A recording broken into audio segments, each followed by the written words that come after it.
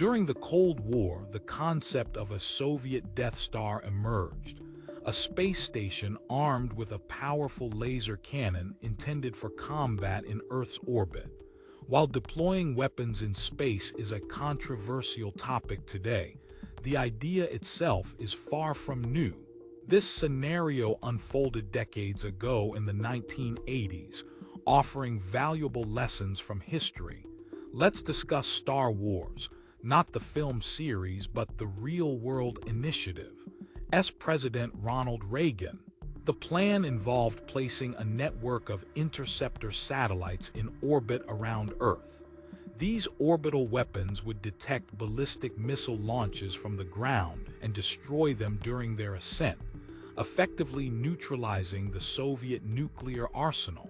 This was a bold strategy for its time. In the 1970s, relations between the United States and the Soviet Union had actually improved significantly.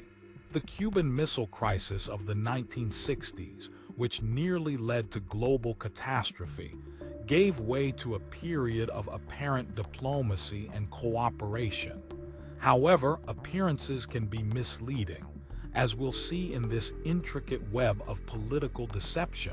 A notable symbol of Cold War unity was the Apollo-Soyuz mission in 1975, where American and Soviet spacecraft docked in orbit. The world watched as crews conducted joint experiments, exchanged gifts, shared meals, and enjoyed each other's music. On the surface, it seemed like harmony prevailed. Yet, unbeknownst to the public, the Soviets had launched a secret military space station equipped with a machine gun just 1 year earlier, in 1974. This marked the first gun both launched and fired in space. It wasn't a sophisticated weapons platform yet, just a gun removed from a military aircraft and mounted on a small station. Aiming required pointing the entire station, and test firings were limited due to fears that recoil could breach the spacecraft, endangering the crew. This militarization of space couldn't remain hidden for long. President and swiftly implemented major changes, a period often called Reaganomics.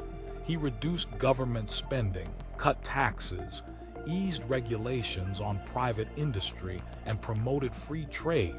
While Reagan generally favored limited government, he took a hardline stance on military matters and the Cold War with the Soviet Union. Rather than relying on diplomacy to reduce nuclear threats, Reagan advocated for a vast network of weaponized satellites. Officially known as the Strategic Defense Initiative, it was popularly dubbed Star Wars because it seemed more like science fiction than a feasible military program. Developed an effective space-based anti-missile system. It would eliminate the principle of mutually assured destruction that had long prevented nuclear war. For decades, the main deterrent was the certainty that launching a nuclear strike would trigger a retaliatory attack, ensuring mutual annihilation. A full-scale war was a lose-lose situation. Could theoretically attack without fear of significant retaliation. Soviet leader Mikhail Gorbachev strongly opposed this concept.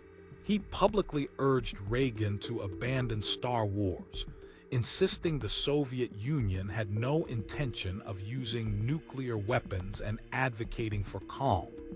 Behind the scenes, however, Soviet engineers were already developing their own version of a Death Star. It's worth noting that this project predated Gorbachev's leadership.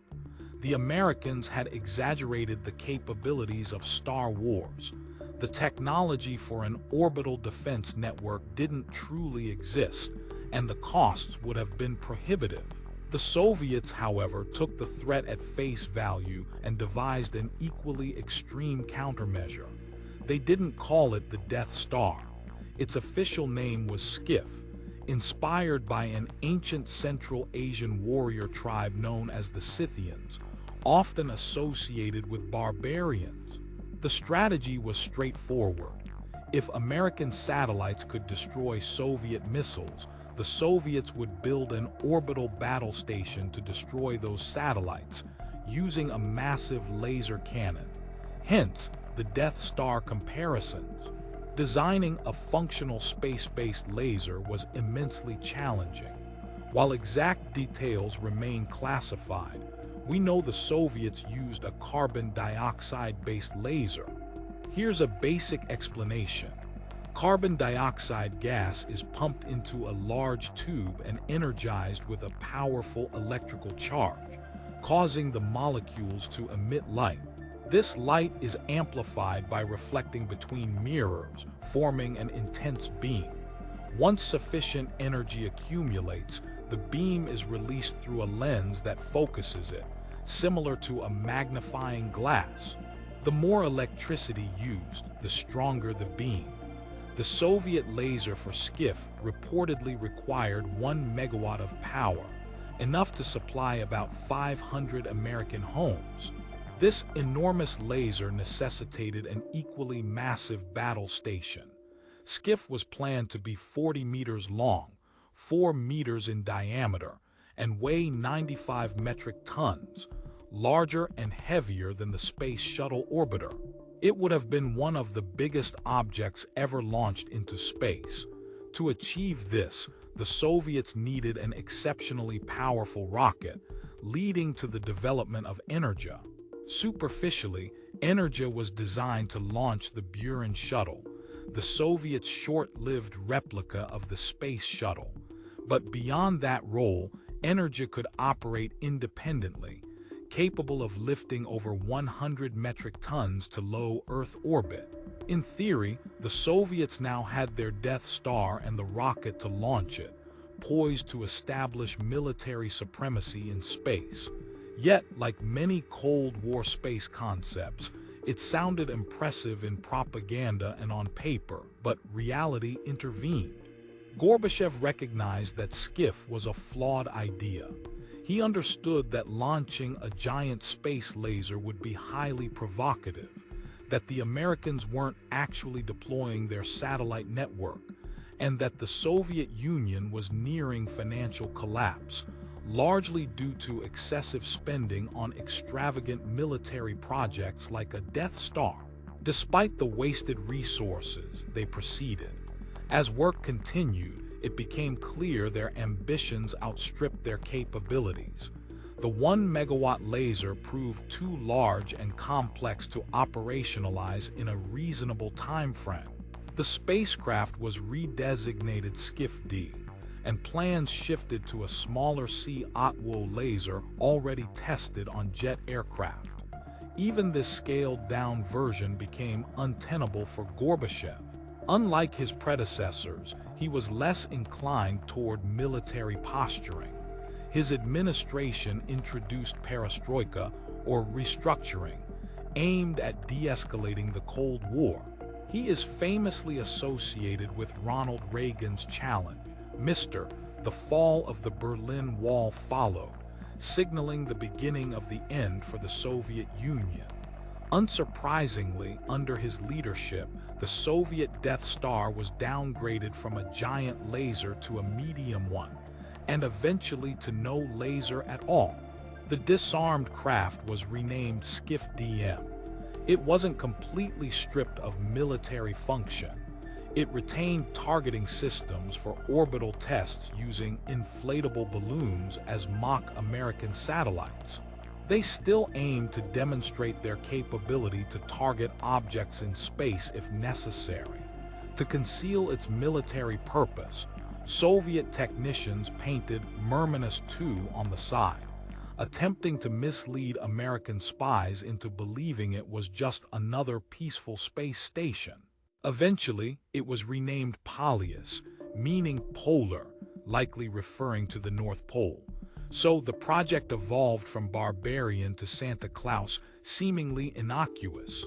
One oddity was that due to its length, Polyus had to be attached upside down on the booster to keep the power and propulsion module away from the rocket engines. In space, orientation is relative, so this shouldn't have been an issue. or so they thought.